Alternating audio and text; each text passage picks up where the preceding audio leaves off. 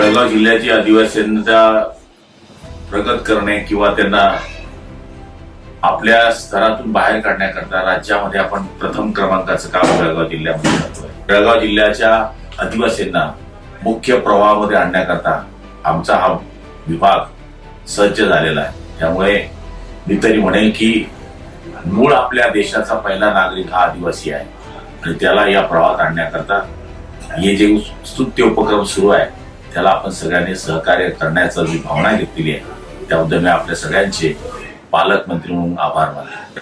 आदिवासी बांधवांसाठी विविध योजना प्रकल्प स्तरावर राबविल्या जातात. त्याच प्रयत्नांची एक डॉक्युमेंटरी प्रकल्प कार्यालयामार्फत बनवण्यात येत आहे. तर या डॉक्युमेंटरीच्या माध्यमातून सर्व ज्या योजना आहेत त्यांची प्रचार प्रसिद्धी व्हावी, जास्तीत जास्त लोकांपर्यंत या योजना पोहोचाव्यात आणि त्यांचा जो फलनिष्पत्ती अपेक्षित आहे ती सर्व फलनिष्पत्ती योग्य प्रकारे व्हावी यासाठी ही डॉक्युमेंटरी बनवण्यात येत आहे.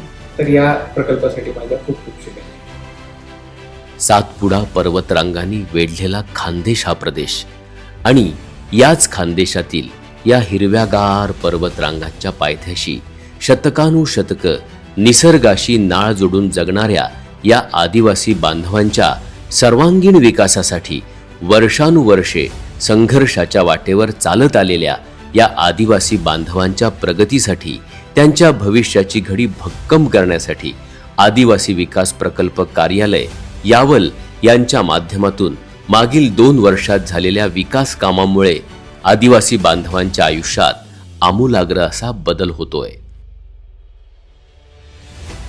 पिढ्यानपिढ्या शेती, पण पाणी, साधनं आणि भांडवला अभावी आदिवासी बांधवांना शेती करताना अनेक अडचणी होत्या. मात्र एकात्मिक आदिवासी विकास प्रकल्प यावल यांच्या माध्यमातून मागील 2 वर्षात बिरसा मुंडा कृषी क्रांती योजनेअंतर्गत तब्बल 2 कोटी रुपयांचा निधी देण्यात आला असून तब्बल 49 आदिवासी शेतकरी बांधवांना विहिरींचे वाटप करण्यात आलंय. यामुळे आज शेतीत खऱ्या अर्थाने क्रांती घडते, तर शेतकऱ्यांच्या उत्पन्नातही भर पडली आहे. रस्त्यांबाबत बोलायचं झालं तर आदिवासी भागात अनेक वर्षे खराब रस्त्यांमुळे शिक्षण, आरोग्य आणि दैनंदिन जीवन अडचणीत होते. मात्र मागील 2 वर्षात जिल्हा वार्षिक योजनेच्या अंतर्गत रस्ते विकासाची तब्बल 6,54,60,000 निधीची कामे करण्यात आली असून नवीन डांबरी रस्ते तयार करण्यात आलेत. आदिवासी गावं ही प्रमुख शहरांशी जोडली जात असल्याने हे रस्ते आज आदिवासी बांधवांच्या सर्वांगीण विकासाचे मार्ग बनले आहेत. आदिवासी भागातील कुपोषण ही नेहमीच एक महत्त्वाची बाब राहिले. यासाठी आदिवासी विभागाच्या माध्यमातून भारतरत्न डॉक्टर APJ अब्दुल कलाम अमृत आहार योजना राबविली जाते. सध्या जळगाव जिल्ह्यातील 117 अंगणवाडी केंद्रांमध्ये ही योजना राबवली जाते. गर्भवती स्त्रिया आणि स्तनदा मातांना एका वेळचा चौरस आहार देणे, तसेच 7 महिने 6 वर्षापर्यंतच्या बालकांना अतिरिक्त आहार पुरवून त्यांच्यातील कुपोषण, माता मृत्यू, बालमृत्यू आणि कमी वजनाची बालके जन्माला येण्याचे प्रमाण कमी करणे हा या योजनेचा मुख्य उद्देश. यामध्ये लाभार्थ्यांना चपाती, भाकरी, डाळ, हिरवी पालेभाजी, 1 अंडी, 2 केळी तसेच शेंगदाणा लाडूचे वाटप केले जाते. अशा प्रकारे मागील 2 वर्षांत या योजनेसाठी 7.5 कोटी रुपयांचा निधी देण्यात आलाय. तसेच यामध्ये गरोदर माता, स्तनदा माता, 6 महिने ते 6 वर्षापर्यंतच्या बालकांसह एकूण 16,693 जणांना लाभ मिळालाय. आणि या पद्धतीने या योजनेच्या माध्यमातून आदिवासी विद्यार्थ्यांच्या आरोग्यदायी भविष्याची मजबूत पायाभरणी केली जाते. आदिवासी विद्यार्थ्यांना शिक्षणाच्या अनेकदा आर्थिक अडचणींचा सामना करावा लागतो. त्यामुळे ही अडचण दूर करण्यासाठी महाराष्ट्र शासनाने सुवर्ण महोत्सवी आदिवासी पूर्व माध्यमिक शिष्यवृत्ती योजना सुरू केली. या शिष्यवृत्ती योजनेअंतर्गत आदिवासी समुदायातील विद्यार्थ्यांना शैक्षणिक सहाय्य म्हणून शिष्यवृत्तीचे वाटप केले जाते. यामध्ये 1ली ते 4थी 1,000, 5वी ते 7वी 1,500 आणि 8वी ते 10वीच्या विद्यार्थ्यांना 2,000 रुपयांचे वाटप केले जाते. या योजनेअंतर्गत 2023-24 आणि 2024-25 या 2 वर्षांमध्ये जळगाव जिल्ह्यातील एकूण 2,19,053 विद्यार्थ्यांना तब्बल 30,54,57,000 रुपयांच्या शिष्यवृत्तीचे वाटप करण्यात आले। त्यामुळे आदिवासी विद्यार्थ्यांच्या शिक्षणाला मजबूत आधार मिळाला असून त्यांचा शैक्षणिक प्रवास अखंड सुरू आहे। एकात्मिक आदिवासी विकास प्रकल्प यावलने पेसा ग्रामपंचायतीच्या माध्यमातून आदिवासी गावांमध्ये विकासाला नेहमी चालना दिली आहे। यामध्ये जळगाव जिल्ह्यात एकूण 34 पेसा ग्रामपंचायतीच्या अंतर्गत एकूण 63 गावे आणि 30 पाडे आहेत।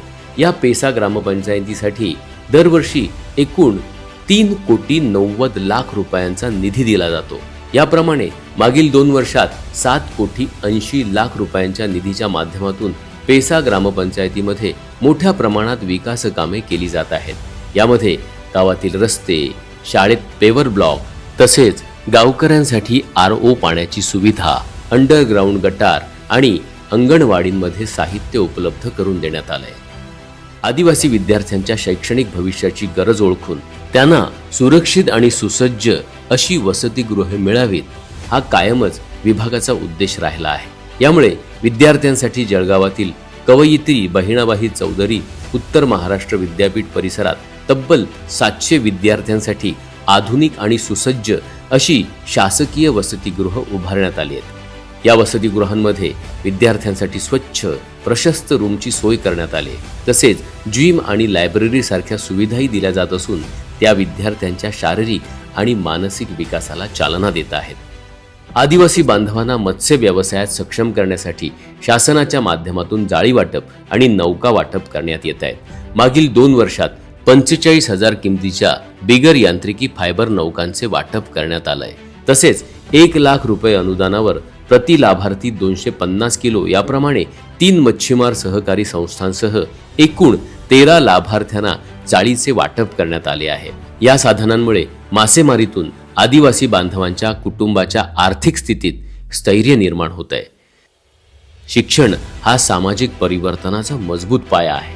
त्यामुळे आज जळगाव जिल्ह्यातील सर्व शासकीय आश्रमशाळांच्या माध्यमातून आदिवासी भागातील विद्यार्थ्यांसाठी शासकीय माध्यमिक आश्रमशाळा, सुरक्षित निवास, गुणवत्तापूर्ण शिक्षण आणि सर्वांगीण विकासाच्या संधी देत आहेत। यामध्ये रावेर तालुक्यातील शासकीय माध्यमिक आश्रमशाळा लालमती या आश्रमशाळेला 2024-25 या वर्षात माननीय जिल्हाधिकारी यांच्या मार्फत सुंदर माझी शाळा या उपक्रमात प्रथम क्रमांकाच्या पुरस्काराने गौरवण्यात आले।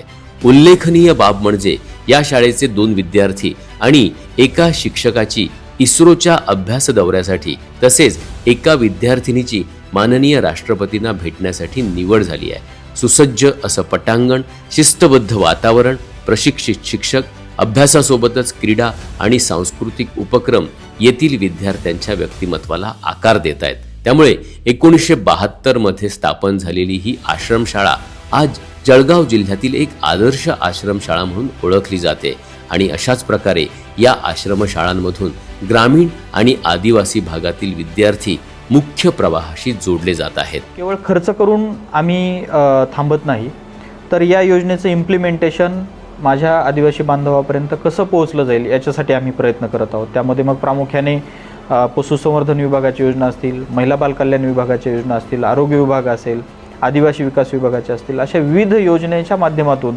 आम्ही तळागाळातील आदिवासींपर्यंत आमची एक योजना पोहोचवलेली आहे आणि त्याचा निश्चितच माझ्या आदिवासी बांधवांना त्याचा लाभ होत आहे। कार्यालयीन पातळीवर नियोजन, समन्वय आणि प्रत्यक्ष अंमलबजावणी या सर्वच टप्प्यांवर अधिकारी, कर्मचारी यांच्या या समर्पित कार्यामुळे आदिवासी बांधवांचं आयुष्य हे आज सुकर आणि सुलभ होत आहे।